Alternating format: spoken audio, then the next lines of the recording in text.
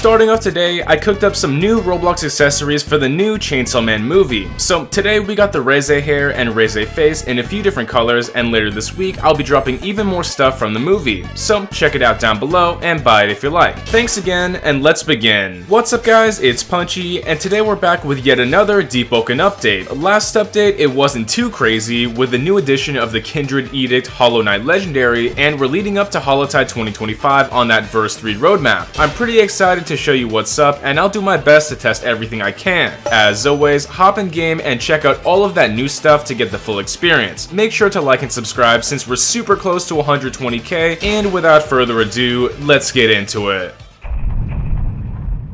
Before even hopping in-game, there's actually quite a few things to discuss outside of Deepwoken's gameplay. We got a pretty big plan for the future of Verse 3 and some new merch that might be interesting. For starters, following the update last week, there was a massive Q&A direct where the Deepwoken devs talked about their specific plans on content and update scheduling, while also answering a ton of questions from the community. This entire livestream can be found inside the Deepwoken main Discord and its YouTube, but overall, the communication here with the player base is positive for expectations.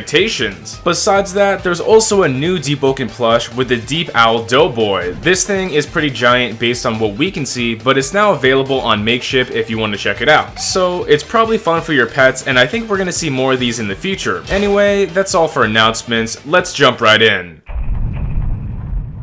With an entirely new map rework, we got some changes to Upper ERISIA's Burning Stone Garden that kinda cut out some of the nonsense. Previously, before this update, you'd have to enter a cave to parkour up to the Golem area in Burning Stone Garden, but in this patch, it's been fully integrated fluidly into the rest of the area. When you enter this area, it's much more open and dense with options to go straight to Golems or Duke ERISIA's manor. It's also worth mentioning that the side opens up to Lower ERISIA's church, so you can run straight through without even touching Tower Struck land, and that saves time. Additionally, there's no more teleport area to Dukes. You can run straight across this bridge instead, cutting down some of the very specific and wasteful areas of the map. Honestly, I do like how this area looks, but something feels off since it's more open to the world instead of being closed off. Anyway, leave your thoughts down below about this. Talking about talents, we got some new options that are kind of crazy based around BLOODREND and weapon investment. Many of these cards require an extremely high investment, and they're pretty game-changing to say the least. Starting with Enhanced Flow, this plays off the talent Rush Hour. The active ability Rush Hour constantly drains players' blood and HP while buffing their direct damage, blood bar damage, as well as their movement speed. It's high investment and kinda risky. Anyway, Enhanced Flow instantly reduces the drain of Rush Hour and allows the user to gain temporary HP whenever they hit a player in this state. So if you want to stack on crazy temporary HP while risking it all with Rush Hour, this might be insane stacked with Vampirism or other regen options. Next, onto Torture Mastery. Landing a critical on enemies with a large fraction of blood poisoning applies this talent for a short duration. After this talent is set, by dealing any chip damage to players in this state, heal it back, and this heal is doubled if Rush Hour is active. As shown, with both Torture Mastery and Enhanced Flow active, your regeneration is near overpowered. Next up, with some interesting IRONSING talents, let's start with Augmenter, a Rending Needle Path. If you activate your special pull with Augmenter, you summon a massive iron greatsword while also buffing your metal armament. This pairs up with the Force Fulfillment talent that slows down players if the greatsword crit hits them, and this is gonna be crazy. So, as you can see, this is an absolutely massive weapon that has a giant hitbox as well, and it slows players down heavily on crit. If you invest a lot, this is probably worth the cost.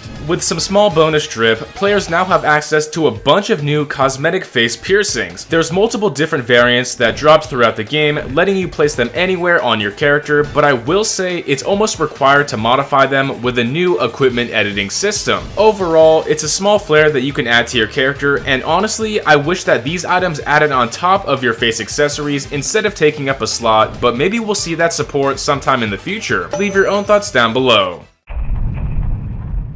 Real quick, let's hop into some balancing highlights to showcase some of the crazy changes that might mix up the meta. Starting off strong with a pretty big buff to Buster Call, this was necessary since its 24-hour cooldown was just insane for its lackluster performance. Anyway, in this patch, Buster Call now has increased damage, can no longer be parried or blocked in any case, and will now auto-execute knocked enemies. This is a pretty solid buff, but to balance it out, Buster Call now has a global cooldown for 10 minutes in each server, so people can't spam this back to back to back in that same server. This is pretty cool. Next up, with some actually funny PvE nerfs, Shock Trooper, the green lightning stuff, is kinda cooked when it comes to shredding monsters. In the past, these talents were used to delete any PvE interaction while stacking modifiers and multi-hits, and apparently this wasn't the intended use for, I guess, the set. In this patch, Shock Trooper, the green lightning talents, no longer deal PvE damage, instead doing flat PvP damage without the scaling. Rest in peace, turret insta-kill setups, you know, it's no longer here. Wrapping things up for this update, that's all I gotta say for now. Please leave your thoughts down below about all this new content, and hop in game for weekly Battle Royale. The devs are always asking for feedback, and this helps them out. Thanks once again to all the supporters who motivate me daily and directly help out this channel. If you want to join as a member, go down below, but besides that, my personal Discord, Guild Discord, and my UGC group are all linked, so check them out. Thanks once again, and make sure to like and subscribe.